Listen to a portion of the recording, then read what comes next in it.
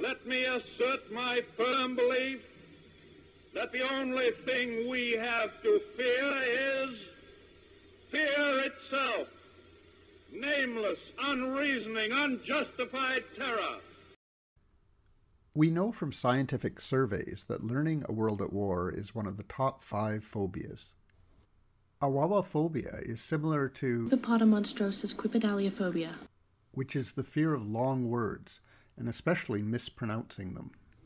This video will help dispel this fear by first explaining the basic concepts of the game, then by looking at some of the myths that have grown up about A World at War. The game's components are listed in Rule 1.11. The only reason to look at this rule is to ensure that nothing's missing from your game. There are 2 sides in A World at War, the Axis and the Allies. More than 2 players can play, though. 4 or 5 player global war games are common, and even in a single theater game it is normal to have 2 players on each side. There are 4 seasonal game turns, each of which is divided into an Axis and an Allied player turn. Basic resource points, or BRPs, are the currency of the game. Rule 3 lists the acronyms and defined terms used in the game. It is a useful reference. There are 2 map boards for each theater. The hex grid superimposed on the map boards governs movement. There are 10 sheets of units and counters. Counters have distinctive colors which often relate to their nationality. Ground units show the unit type, a combat factor, a movement factor, and an identification. Air units have a unit type, a combat factor, and a range. Naval units have a ship type, a value, and, where appropriate, a ship name. The A World at War scenario you will end up playing starts in fall 1939 in both theaters and is fought until Germany and Japan surrender. And with Gathering Storm and Storm over Asia, both sides begin preparing for war in spring 1935. But there are smaller scenarios, ideal for learning, and it is also possible to fight your first global wars without using certain rules, just to make things easier. Now we'll look at some of the things that are sometimes said about A World at War. The logic behind this assertion is that if more time had been taken in designing A World at War, there would never be any rule changes. Since the game you are learning is the product of hundreds of thousands of hours of design and play over nearly 50 years, I find it difficult to accept this criticism. There are reasons why the A World at War rules are as long as they are. One of the main reasons is that often the same rule is found in 2 or more different places in the rulebook. The effect of partial supply on armor units is a good example. These are found in the rules relating to both armor and supply. This is intentional, and this type of redundancy makes it much easier to find and check a rule, even though it makes the rules themselves considerably longer. Another example is the effect of strategic bombing on construction limits, which is set out in the rules relating to both bombing and construction. Some players worry that they need to know every rule before they play. There are 89 rules, all of which are divided into paragraphs, subparagraphs, and so on. But you don't have to know all of them. If you play a European scenario, which most players do when they start out, you can ignore the rules outlined in red.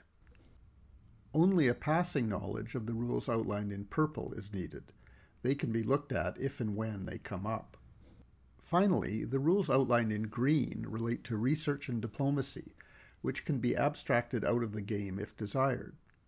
Similarly, newer players may decide to play without partisans, oil, submarine warfare, or strategic bombing. This isn't quite A World at War, but these subsystems can easily be added to the game once players are familiar with the more basic mechanics of movement, combat, builds, and redeployments.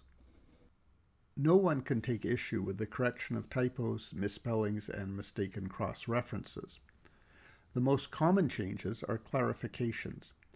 Here is a recent example.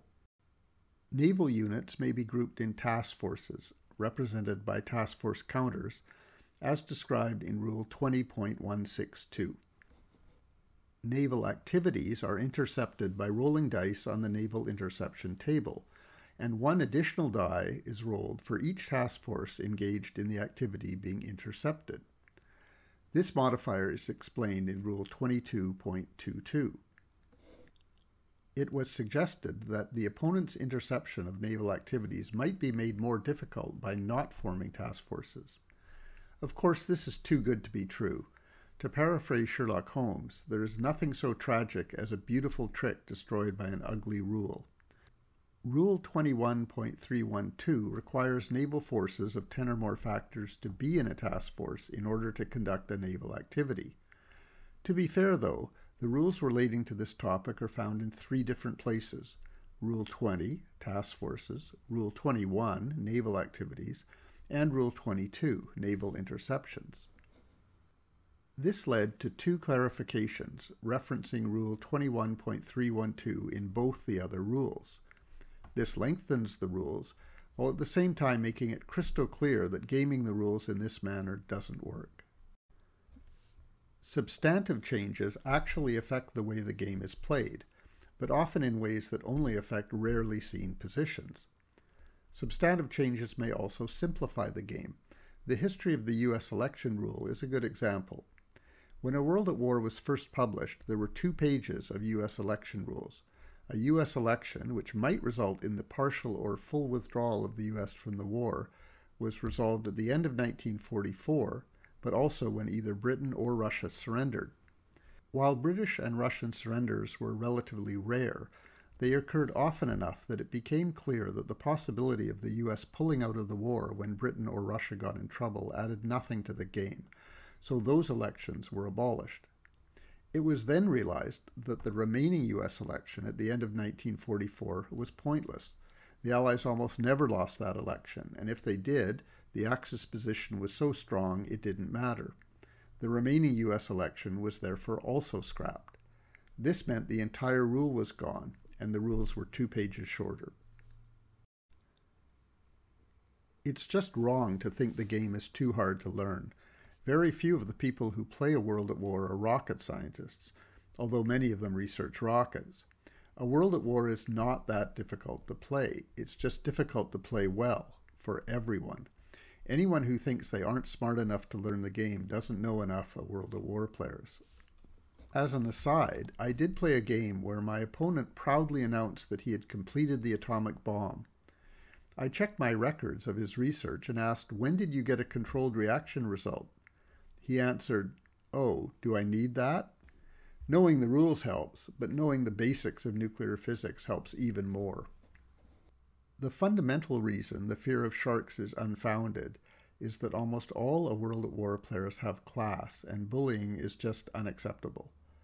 A second reason is that every A World at War player understands that the best games are against opponents of roughly equal experience and ability, and this is true at every level of play.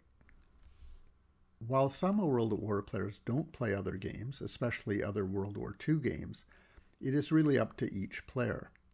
Many A World at War games are played remotely, using the excellent War Planner platform, and both face-to-face and remote games can be played at whatever pace the players desire, leaving time for other gaming and non-gaming activities.